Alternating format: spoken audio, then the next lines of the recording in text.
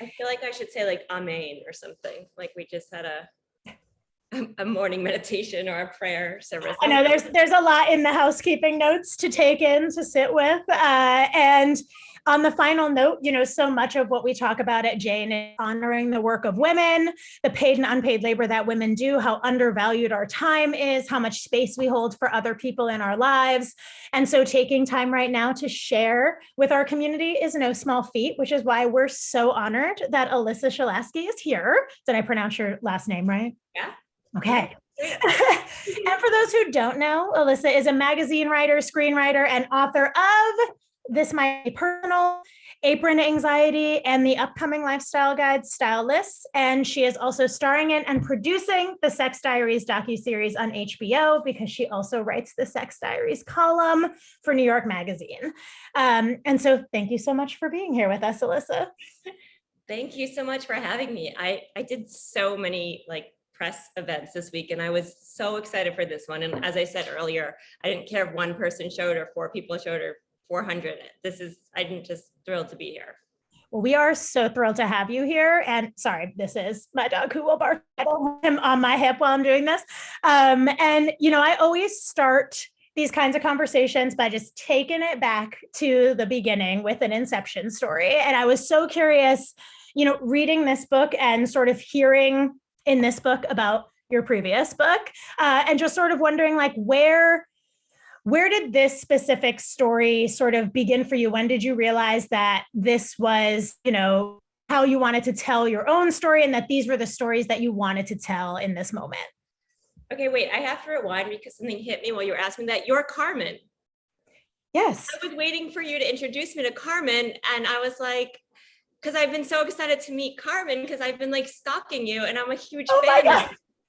But it's me. The picture on your website is a different person. I don't know. So before you say anything about me, you are amazing, and you're who I want to be in my next life. Oh my God, thank you so much. It's mutual. I was reading your book being oh my God, I want this life. This is incredible. Oh, you probably have 20 more years to live all that life to catch up to me at this age. But I'm a fan of yours. So, and I'm sorry before I was so when does Carmen show up? You must've been is she drinking? I didn't even realize you had asked that. Yeah, the hair has gotten much longer in quarantine. I was in the pandemic, I should say. That's why it took me a minute. Anyway, okay, I'm done crushing on you. So, what was the question? The inception story. So where does the journey sort of to this specific book begin for you?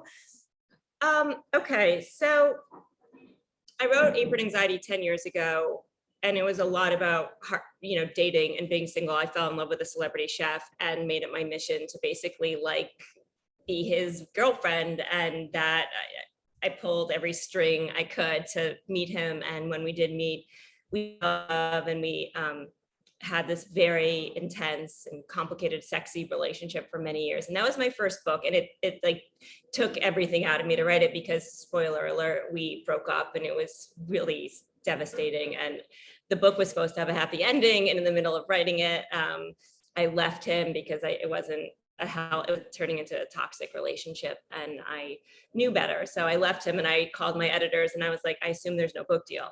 There's no love story. And they were like, what do you, this is so much more interesting. Nobody cares about another love story. That's easy.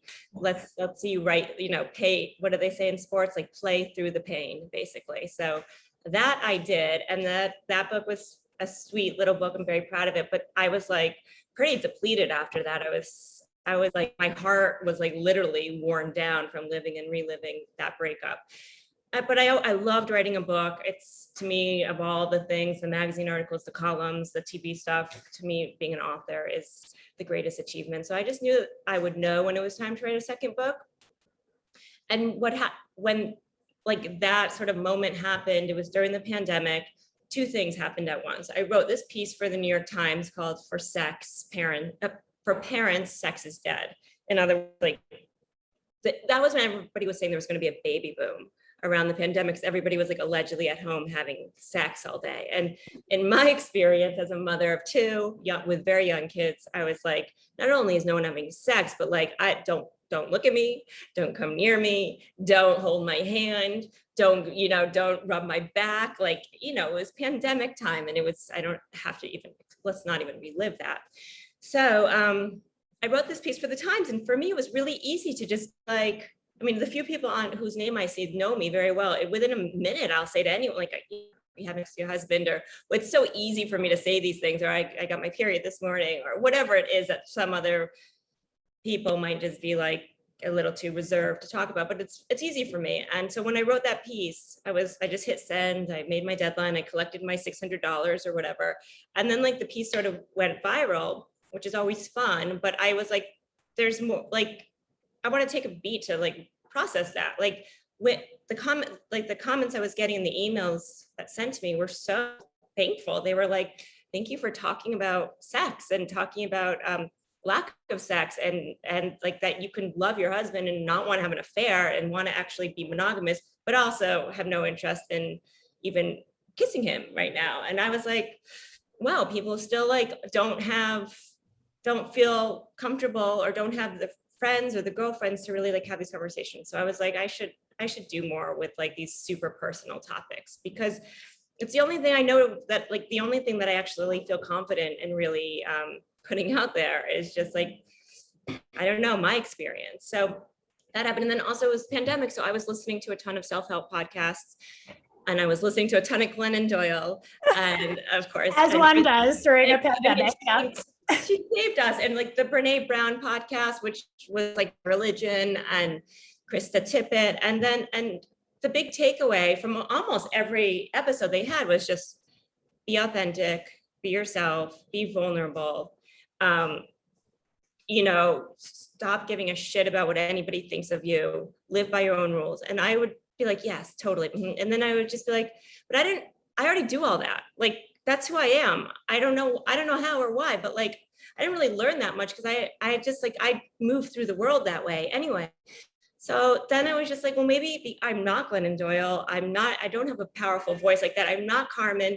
I'm not like young and like empowered in that way. But I was like, so I'm not going to like hold seminars and teach people how to be your authentic self, but I can just like tell all my stories and tell the truth and be really real about when it's beautiful and liberating to do life your way, but also when it's devastating and crushing and alienating and isolating and scary. So I just felt like I could contribute to that conversation, again, the only way I know how, which is just to tell the truth, keep it real, and hit send and pray that I don't get canceled.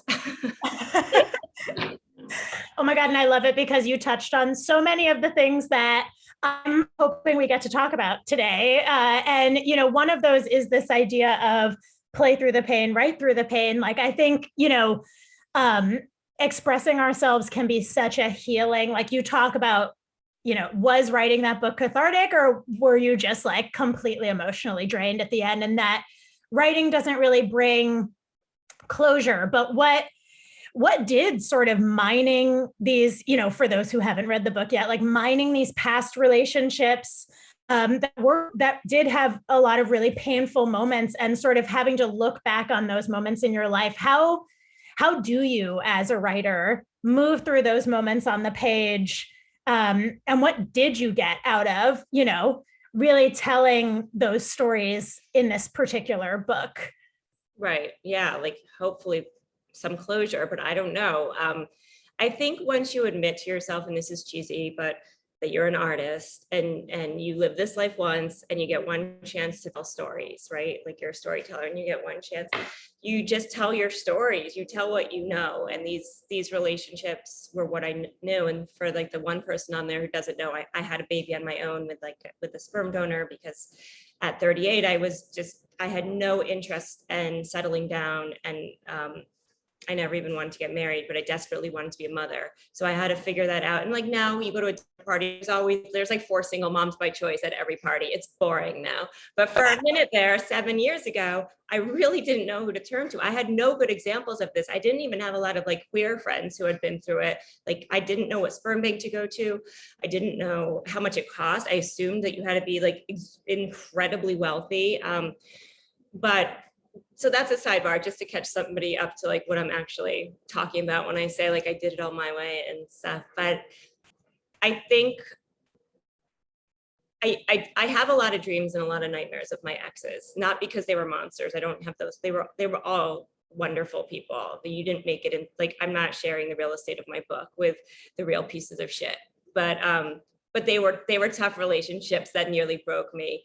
And I don't think I'm giving anything away. I sort of end the book by being like, I have one last breakup in me. And that's like just to break up with these narratives of my exes, because I think about them all the time. And I don't think about them like, oh, this one was so good in bed, or like this one would have like given me, the best life. I think of everything I did to wreck things, like everything I did to burn it down. And those narratives aren't necessarily true, as we all know. Those are just the stories we tell ourselves.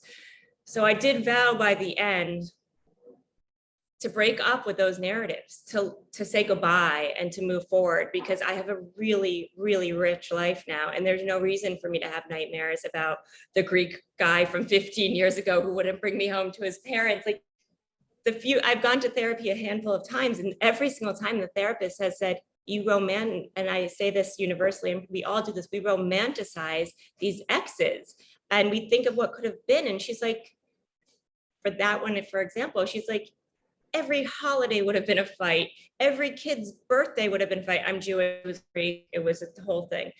Everything would have been a battle and a fight. And instead, all you think about was like these like creamy skinned babies, like just, like the 4 of you against the world and your summers in the Greek islands. And it's just like, no, it would have been emotional torture constantly. And it's like, oh, I only thought about it as the best relationship ever that I totally fucked up on and will never forgive myself for. So yes, I vowed to let go of it. And truth be told, the book was filed and locked and loaded about 4 months ago, and it has been better. I don't think I'm thinking about them as I'm focused on my wonderful partner Sam and my kids and the world, and like much bigger things than like the celebrity chef with the great cock. I love it. And, something that really struck me too in reading the book is the way that it does almost feel like you have this lifetime of writing about relationships, that starts with this blog for Glamour. And of course, now you're editing the Sex Diaries, and you have for many years. And so it's also, you write that you were hoping maybe in those earliest days when you were writing See Alyssa Date that you would uncover some universal truths. I think you wrote, perhaps if I wrote about love, then someday I could make sense of my life. And so I'm curious, like, what do you think? I think that women writing about relationships is so important. And like you're saying, it allows us to have this sort of clarity, especially for someone with a journey like yours, where independence is sort of central. And that's kind of a story that I think more of us need to hear and feel less alone in having that experience. And so what has writing about relationships and helping other people tell stories about their relationships sort of taught you over the course of your writing career? I think it's just that it's complicated and hard for all of us. And then on any given day, you look at this one was the perfect marriage. And actually there's someone, Lynn, I see you. I actually do think you have the perfect marriage, but it doesn't really exist. She does, but, and that's beautiful. I was sitting at coffee today waiting for a friend of mine, and the women next to me they're like St. Anne's moms. I don't know, you're not New Yorkers, but like, that's like, perfect moms, perfect kids and homes in the Hamptons and whatever. And they're just like, one was just crying about a situation with her husband. They were total strangers. And I'm not saying we're all like in deep agony. Love is beautiful. And I'm in a very healthy relationship, but it's so stupid to compare yourself to anybody, because everybody is struggling. And if it's not with their marriage, it's with their fertility. And if it's not with their fertility, it's with like that sense of self we're talking about, or like their own inner demons. And I don't mean to sound so dim and grim, but that is the only thing that I've learned, is that it's all hard. You know, we've all got our struggles. And usually, honestly, I don't want to say like it all comes down to sex, but I'll use sex as like a general like umbrella term. Like it always comes down, like you look around the subway and it's just like everybody is thinking about, maybe it's sex. I want sex. Like I need sex. Maybe it's like the guy you had sex with last night, the sex you're not having with your husband, the guy you had the great sex with 15 years, but I wonder what he's up to. Like we're all sort of in this together. And if it's not sex, it's love. It's like, am I in the right relationship? Am I stuck? Will I ever find someone? Does he love me? Does she love me? Do they love me? It is everywhere. And I mean, so I'm in a very like rich space, because we'll never run out of stories to talk about with love and sex. But no, I have no answers. How weird is that? Like I should be a lot more. All I know is that I don't know. I don't know. My single friends and they're searching, and it's just like, that whole thing, like date, like it's your job. I mean, it's also horrific. I don't know what to say, you know. I will say being alone, so, you know, I have a thing in my book where it's like, I don't understand why we celebrate people who have found marriage. Like those are the people that we consider successes. And then people that never find anyone, you're like, well, what's wrong with them? Or what happened to them? And like, I wish we could flip the script on that, where it's like the people that are moving through life on their own, it's more just like, she's got it going on. She rocks. She actually rocks. Like she's figured out how to do this her way. And I envy her, not like the mom in Scarsdale with the 4 kids, you know. No offense to those moms, but you know, I wish that it weren't so much like, there's a really popular woman magazine writer who you all know, but I won't say her name. I remember I recently said to my friend, she's 47 and she never had kids or got married. Like, what do you think's wrong with her? Like, what do you think her issue is? And my friend was like, how dare you say that? Like, why would you say that? And I was like, well, and I caught myself. And so even someone like me, we're just so used to like, you find someone, you settle down, you have kids, equals you won. And if not, you lost, you're a loser. And I really hate that. I really want to work against that, even within myself. Yeah, I mean, I loved in the book you wrote, you know, that you refuse to accept marriage as this milestone. I felt that same frustration too, as I start entering into the years of endless wedding invitations and stuff. And I'm curious, you know, for folks who maybe haven't read the book or just in general, like what are some of the milestones that you celebrate, you know, that when you're thinking back on the life you've lived so far, this extremely rich life, what are some of those milestones for you? I really do. This is not bullshit. I really do celebrate like my little love stories everywhere in my life. Far and beyond my partner and my children. That's just too obvious. I really celebrate my girlfriends who show up for me. I really celebrate like the guy downstairs at the coffee shop who has followed all my sagas and twists and turns for years now and never wants to talk about himself, just wants to give and give. I celebrate like the bus drivers who like give me a wink when I look exasperated and my arms are breaking and my kids are screaming. I celebrate those little love stories everywhere. And that to me means I have a very rich life. I love that. And, you know, something that I'm curious too about is, you know, this idea, you say there's more than one way to design a happy life. And you talked about hoping that maybe telling your story would open something up for other folks. And I sort of love the interconnectedness that when you do write about your journey to single motherhood, by choice, you really start it by introducing this woman, Amanda, who sort of inspires and guides you on that journey and sort of sets you on this path. And you sort of write like, maybe now I be that to someone else. And so I'm curious, like, what advice would you offer to people who are looking to go their own way, to break convention, to live more authentically? And what do you hope, what are some of those things that you hope readers take from this book? Oh my God. Well, if you want to get pregnant and are considering being a single mom by choice, like, don't come near me because I will get you pregnant. Like, I won't let you out of my sight till we get you pregnant, because it is not for everyone. My best friend in the world was at that turning point, 39 years old. Do I do it? Don't I do it? And she was crying every night because and I was forcing it on her. And I was even going to give her I never give my sperm donor's number, because that's like the only thing that actually is too personal. And I was like, I'm going to give, because I have the best daughter and she's gorgeous and she's wonderful and she's soulful. And so clearly I had magical sperm. So I was like, I will even give you his number, and I will get you, and I signed a contract. I'm coming to the delivery room with you. She lives in LA. I'm in New York. I was like, really, like, gave her no choice. And she finally called me. She said, I'm crying myself to sleep every night. Don't make me do this without a man. I don't want to do it alone. And I had to, then in that case, it's like, no, okay, of course. And like I like want to cry that I was so aggressive.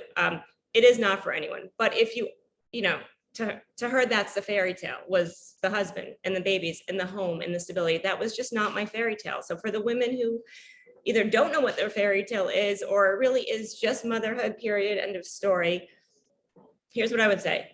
Be very decisive. Make up your mind that you're going to do it. Don't waste your time. Don't waste other people's time. Don't waste your, if you want to be a mom at 38, not, 47, if you already have turn that corner and be decisive, get it done, get those appointments, get into that sperm bank. Try not to overthink it. Again, this is once you've really done the work emotionally and spiritually, crunch the numbers. I put in my book, it cost me, I don't have a trust fund. I am a freelance writer who lives in a rent stabilized apartment. It cost me $10,000 to get pregnant. I figured out how. That's not nothing. I mean that's still a lot, but I thought it would cost at least $100,000. Get your finances together, get your doctor, get your sperm bank, get your village, and just move forward. Don't question yourself. Don't care. Don't listen to anybody other than the people that want to support you and give you love and support. And I will say, like, I have maybe 2 memories and I'm from Massachusetts. I've got I've got all sorts of people swarming around my life. I can think of 2 people who were sort of shitty when I told them I was having a baby by choice. I was, going to have a baby on my own. It was an Uber driver who told me that every child deserves a father. And I left the car early crying on a street corner because fuck him. And the audacity. Oh my God. And with another friend who was just like, you can't afford this. Like, you will die. You can't do this. And so my point is, you will be surrounded by more love and support and generosity and spirit than you ever could possibly imagine. Once you put it out there that you're ready to have a child, you don't give it, you don't need a man, and you don't care what anybody has to say about it. I love it. And I feel like, it's also like not even, it feels like there's all of these ways in which, you're writing in the book about, everyone else getting married, and you're rejecting multiple marriage proposals, and you're visiting your partner's family and really feeling that tension of like the life that you want and the life that people think you should want, the life that people want for you, the pressure that people are putting on you. And I was just really struck by this idea of, what I'm curious about, almost just like what is it inside of you that allows you, what are the ways in which you center yourself so that you can live the life that you want, despite the fact that, especially for women, who dare to defy any societal expectation, it's like the minute you do that, there's going to be so many people who are like, but what if this happens? But what if, like catastrophizing or warning you or being concerned about you and feeling like, something's wrong with you. And so I'm just curious, like, how have you cultivated that inner strength to allow yourself to say, like, I'm going to have this completely non-conventional life and it's mine and I'm going to cherish it and be grateful for it. Yeah. Take some maturity, I think. I've never been interested in negative attention or negative people.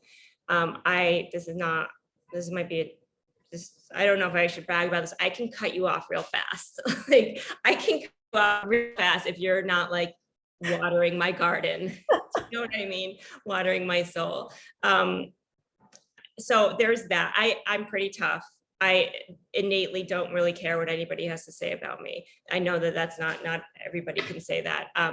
But it's fun. I encourage all women who are trying to have a baby on their own or anything, like, tell yourself, I'm fucking tough. Like, I have attitude and I'm tough, and you don't like me, go fuck yourself. I'm sorry to be so vulgar, but it feels really good. And I come from a mother that's her entire way of being, and it feels really good. And once you tell yourself enough times like that you're tough and you don't give a shit, it actually starts to be your reality. So I don't know. I have a very rich inner life. I have a good relationship with myself. I like myself. I like being alone. I trust myself. And that was enough for me. And on top of that, I happen to have wonderful people in my life who were only lifting me up. But I had myself and I believed in myself. And even before I got pregnant, I believed in my daughter and I believed in my relationship with my daughter.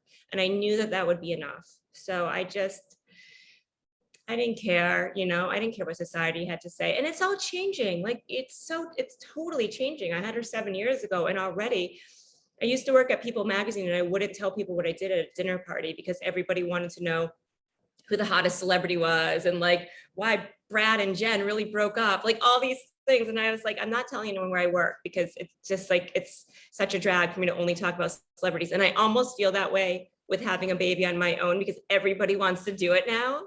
And everyone's got a cousin or a girlfriend. And I am more than happy to be there for anyone who needs me, but it's so popular right now and it's kind of chic. It's kind of like all these TV producers are contacting me because they're like, this is like, this is the new cool thing to do. So that's good, but it's changing. It's getting easier for sure.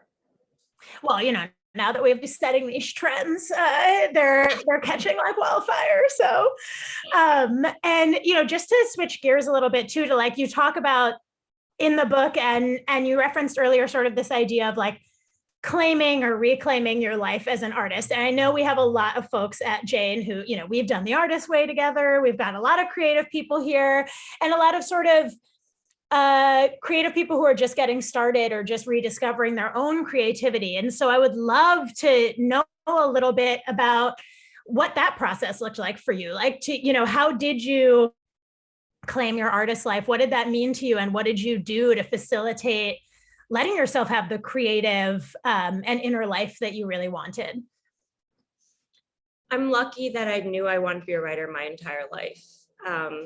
And I'm also lucky that I had, supportive and kind of creative minded parents who set me down that path with their blessing. So I also think it's just, I think a lot of people can call themselves artists. I think like you can be like an engineer and call yourself an artist, or, you can own a coffee shop and call yourself an artist. I think it's just sort of being different, feeling things deeper than the rest, of having a rich emotional life. It's just being like a weirdo, like a beautiful weirdo. Once you start calling it an artist, suddenly you're just like, it feels a lot better somehow.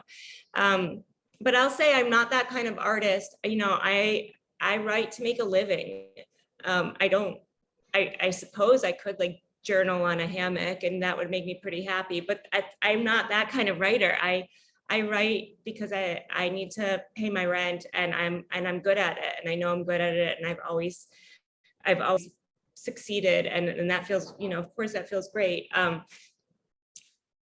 The biggest part of being, the best advice I would give to somebody who considers themselves an artist and wants to make a living doing it is that this is kind of contradictory to our nature, but like you have to fight, and you have to advocate for yourself, and you have to be assertive, and you have to be annoying. You got to bang down doors. that's what I did. And you have to like network and like meet the right people and work your ass off for those people. And I see that with a lot of young people. I'm amazed by it, but I didn't see that much of it around me growing up. It was people were a little bit, you want everyone to like you and you don't want to appear to be desperate. And it's like, no, be desperate. Literally the first assignment I got, I called, I mean, it's nothing to brag about now, but at the time, Us Weekly, I really wanted to write for Us Weekly. It was a long time, it was 20 years ago. And I called the editor. I was 23 and I called the editor. It was kind of prestigious. I swear to God, all the writers like went to Yale and like Harvard. Like it was prestigious back then. And I emailed or called the editor. I said, you don't know me, but I'm willing to go to every single celebrity party on New Year's Eve. I don't need to go out. I don't need to party. I don't need to drink. I will go to every single celebrity party in New York and report back to you. And I'll stay up all night. And he's like, really? Like, okay, go for, let's see, like put your money where your mouth is. And I did it. And I like the next day, basically I got a job as like a senior reporter for $75,000 a year. And I was 23 years old, but I appeared desperate and aggressive and obnoxious. And I delivered and I got it. So again, it's not necessarily your nature as an artist because we're kind and cool and somewhat introverted sometimes and definitely weird people, but if you need to make a living, I push and fight and claw and scrape and make yourself invaluable. Yeah. And I mean, as someone who, in addition to like a longer term project, like a book, you're also, running this series, the Sex Diaries series. What does your sort of creative process, writing process look like on a day-to-day basis? What's your practice? What are some of those, those touchstones that you're like, this is how I get it done? It's different when you have kids because you just are in survival mode. You write when you can, you write and it's all throughout the night, or you write like, but in a perfect world, I would like to wake up every morning to a quiet house or a quiet place and write. I'm a morning person. Like after 11 a.m. I have nothing left to offer the world, basically. But like from like 6 a.m. to 11, I can create. I can create masterpieces. But I reach so that's just how my brain works. I would write all morning with coffee. I don't think about food until and then my stomach wakes up and my world starts to come alive and the emails start coming in. And like at 11, that's sort of like when I would go into like the business of being a writer, pitching your stories, making your deadlines, doing your invoices. You're always trying to create new work for yourself and leverage what you just did for the next thing. And but yeah, like my beautiful, soulful, spiritual writing time would definitely be in the morning, lots of coffee and no kids. Well, and then outside of the ideal, sort of, I am curious. I mean, it's incredible to think of, that not only were you entering into single motherhood, but you also were doing it while you had sort of this freelance writing career, which obviously is like a little unstructured, a little unpredictable. And so what are some of the sort of lessons you've learned over the years balancing a creative life with motherhood, and especially someone who's so devoted to motherhood? Like, what are some of those tips and tricks for keeping yourself, creatively alive despite the exhaustion and how hectic it is and the survival mode? God, I don't know. There's no balance. I wish I had a good answer for you. I take each day as it comes. And of course, I don't need to say like your kids are little pains in the butt, but like you hear their laughter or the things they say, like there is creativity and real beauty baked into multiple moments in your day. So I do try and like grab those moments and hold on to them, but I can't lie, there is no balance. I'm always exhausted. It's the whole thing. Like, I wish I were better. The days where I'm a great writer, I'm a shitty mother. The days when I'm the best mother, I neglect all my work. It's really, really hard. It's really hard. That's part of like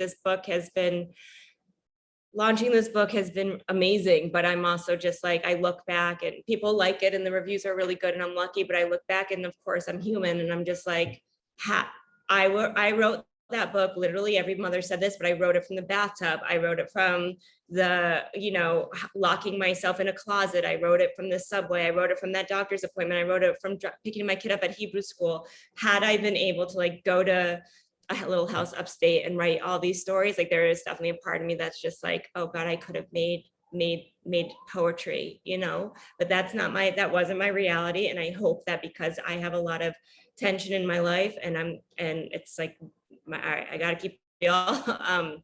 I hope that did come out like in the material, like maybe had I made it to sound too pretty, the truth of what it is to be a working mom would not have been as raw, and honest as it was. So.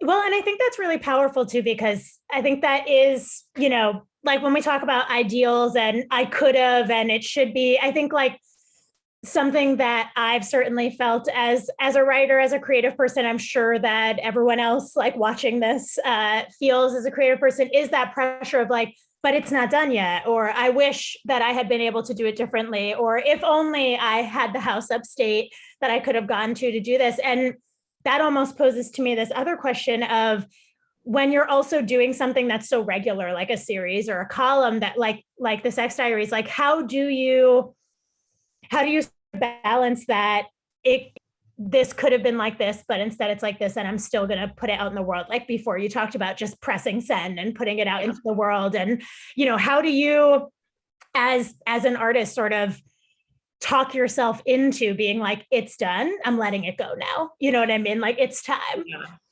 I think that's a muscle that I've just strengthened as a lifetime freelance writer. So like with the book, I kept it real simple. I said to myself, tell the truth, be only yourself, and make your deadlines, like, and get it in. And I would go back to like those three things and it's true, tell the truth and be yourself. Like it kind of should just boil down to that. For my columns, I'll be real, like I don't want to get in trouble. You know what I mean? Like I'm very responsible with my work. I'm not a diva. I'm not, my editors have been so good to me. I make a good living as a freelance writer.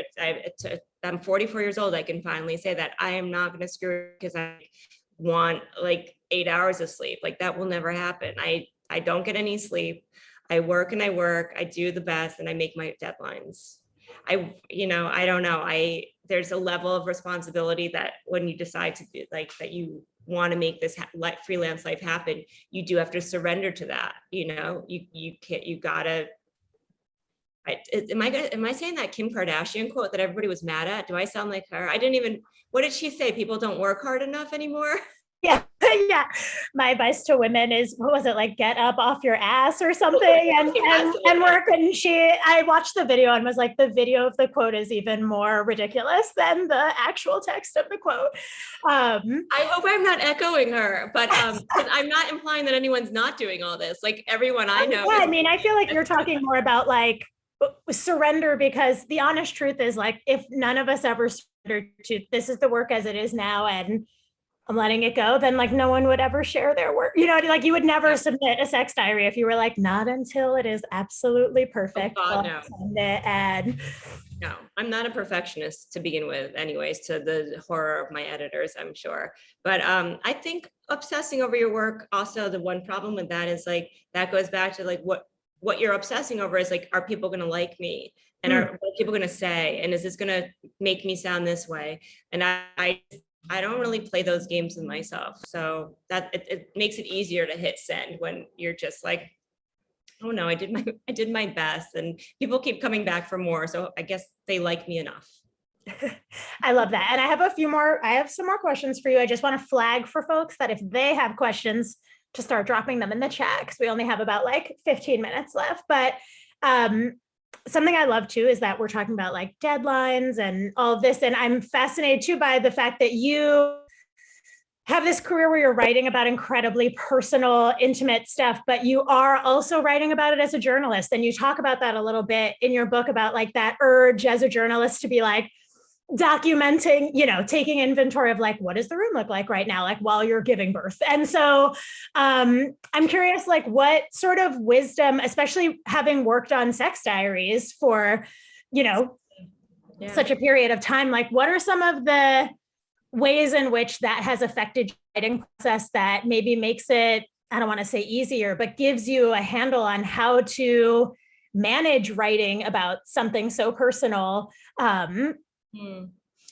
think it again goes back to like when you start calling yourself an artist or when you start calling yourself a writer, you realize that that's part of the deal. It's like you got to pay attention. And even when you're in pain or you're uncomfortable or something's unpleasant, pay attention to what's around you and what it looks like and what it smells like and how it's making your insides feel. And it's actually kind of therapeutic and kind of meditative because it takes you out of the mental gymnastics that are going on that may or may not be helpful. So I think that just, again, yeah, I think it's just something I've been a writer my whole life, so I've learned to pay attention. And I like that I have a great memory. I mean, I forget to like pay my bill and like pick my kids up, but I have a great memory. Like I could tell you what everybody wore yesterday. My friend Melissa, I could tell you what she was wearing today, and like when I made her smile or when she I can tell you. I have a great memory because of that. Yeah, I don't remember the important things. Yeah, this is relatable content to me. Yes. Always like I can remember like what the weather was like, the like moment that I like fell in love with my best friend, but I cannot tell you like if I paid my rent this month or not. I just can't remember that. Or whether I like locked the door 5 seconds ago when I left my house. 100%. And something else obviously that comes with the creative life, and for you, I think it's like such a almost like also a love story or a triumph story in a different way in this book, is that we watch you go through so much juggling, like being a new mom with trying to get these like TV options buckled down, and they don't really work out at first, and you talk about what it's like to experience that kind of rejection, that there's just something about you that isn't clicking. And what did you learn about dealing with rejection in your creative life that you sort of take with you too? Yeah, it's weird. I feel like there's one of the things that we still don't talk about in a really honest way is like the concept of failure. And like I felt like a failure, and I really did, and to some extent I really wanted to get these TV shows made. I see writers who have done all the same things as me, and they have shows, and I don't have a show yet. And anybody in LA who's listening to this knows it's impossible to get a show. I mean, you literally it's impossible. But I couldn't shake that sense of like, I have worked so hard. I am always working. I skip family things. My parent, I blow off my mother and my sister because I am always working. I am always on deadline. And yet on some days I feel like I have nothing to show for it, and that I'm unwanted, and really like a big nobody in the realm of things. And I really struggle with that. And it's hard to say out loud, but I think people should talk about those feelings more. So I was told, I had a million meetings about a bunch of TV shows that all went farther than anybody could dream a project could go. I mean, if you had told me when I was 10 years old that I would be sitting at Sarah Jessica Parker's production office because they were interested in me, or Charlize Theron, you have to learn to hold on to those moments. For me, it's like, well, that show never went anywhere, and they never, I tend to go to the negative. So I'm sort of still struggling with it because it just seems to be, and yet, if you called me right now and you're like, I'm giving you a TV show deal, I would probably be like, no, I don't, I'm so tired. I don't want any more work. Like to actually see my kids, don't. I think it's complicated. I think as women, our relationship with success, what it means to be successful, and failure is very, very complicated. For a long time, I just thought success meant financial success. I don't know if I stand by that anymore. Although I have no idea because it's never happened. So maybe I'd like it. Like so willing to give that one a try, but I'm not against it. I'm not against it. We did, it was like, as I've said a million times, it was a hellacious year work-wise, and I'm filming the Sex Diaries series, which I'm unfortunately not even really allowed to say that much about, but it was so hard. And we did buy a little house upstate at the end of it all. And I was adamant about that because I was like, I need something to show for my work. I ignored my kids. I let myself, I didn't sleep for 24 months in a row, basically. I let my relationship go to shit. Like, I need something to show for this. And the house has, every time I walk in there, I'm like, go make your deadlines. Like, get back, keep going, keep pushing. Like, you need that, you need that restoration hardware satay. Like, keep going. Don't be scared. So that's been nice. That's been nice. That was a real adult move, and I was ready for it.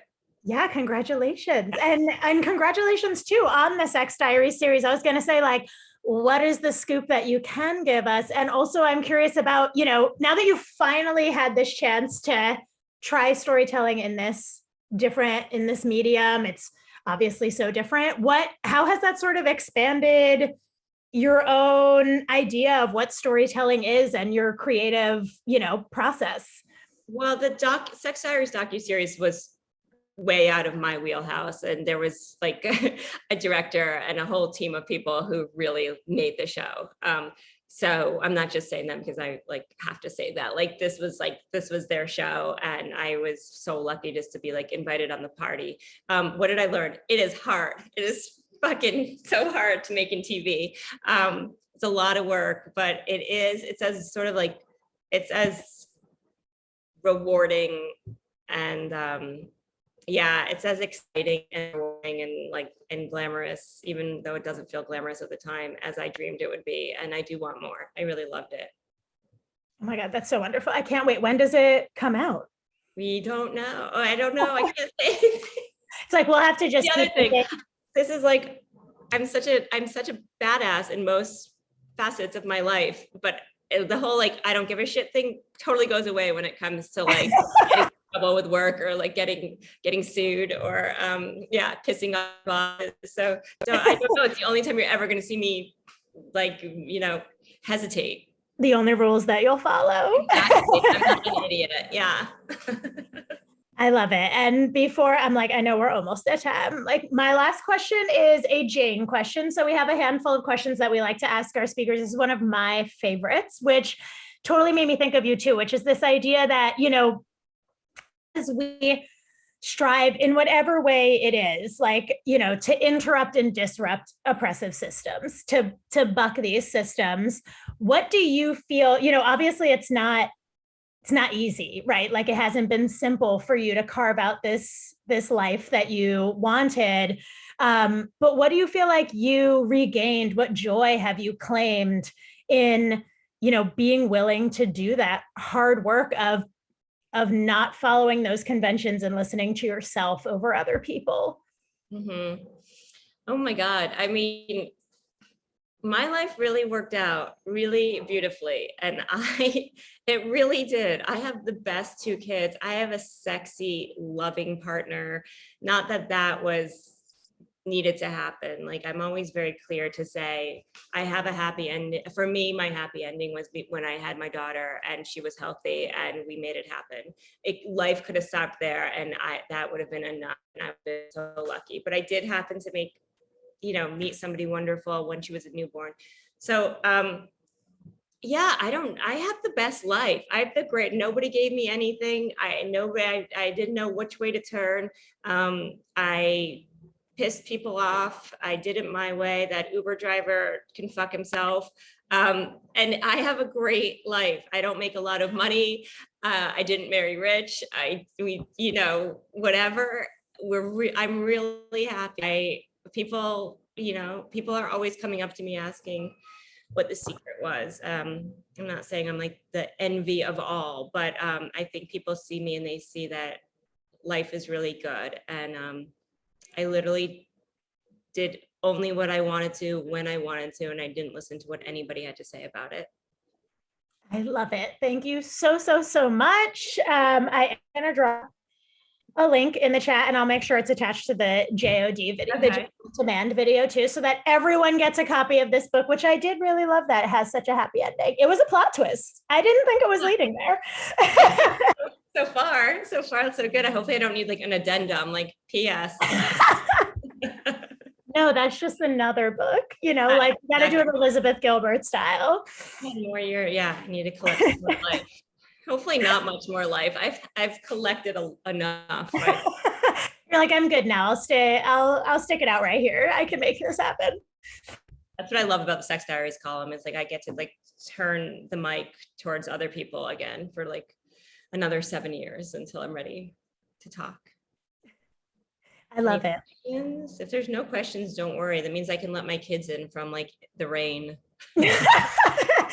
Well, let's do that, obviously for the children. But yeah, thank you so much for taking the time to be here with us today. This was so wonderful. The book is so fantastic. This might be too personal. This is my for the book. So yeah, thank you so much for writing it, for taking the time to be with us, for living such an extraordinary life and letting us learn from it. Thank you. And I'd love to support you and everybody who showed up today in any way. So just let me know. Fabulous. Yeah. Thank you so much. All right. And thank you everyone who is here and who is tuning in. All right. I'll see everyone soon. Okay. Bye. Bye.